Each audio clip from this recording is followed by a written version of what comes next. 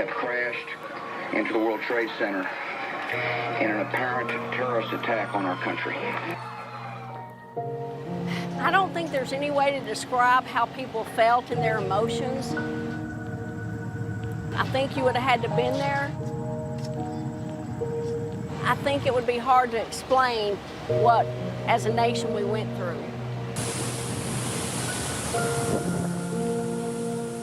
I was home, I was like 13 years old, just happened to be watching TV, and the towers flashed across the screen. The first tower was already smoking, it was already hit, and at that moment, I just realized that things can get really bad and really scary really fast.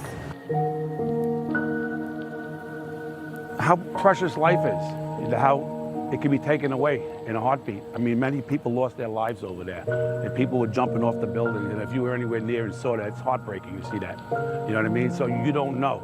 You don't know if we're gonna have another attack or whatever, but this life is precious, and it can be taken away tomorrow. Well, I mean, when I was a kid, it was always the Twin Towers. I never heard it called the World Trade Center until 9/11. It was always, growing up in New York, it was always the Twin Towers. Never forget, right? Well, I mean, it didn't take us long to do that. You believe in something or you don't, and people don't believe in it no more. You know, there were a lot of people that were directly impacted from all over the United States, and you know, they're still living with the consequences of what happened in 9/11. I do feel like we've lost a little bit of the patriotism that we felt directly after 9/11. Mostly, I think, because politics, everybody's very divided. And so I think that even though we said we would never forget, I think sometimes we do. You know, every day you gotta just appreciate America, the freedom that we have, thank the military, or even though we have our issues, America is still a great place to live and be free. We're the United States of America, you know, and so it's just something that we take pride in. I recall the week after, everyone was nice. Everyone thought the end of the world was here, and it was a different attitude in people's minds. We all worked together, everyone was courteous and nice.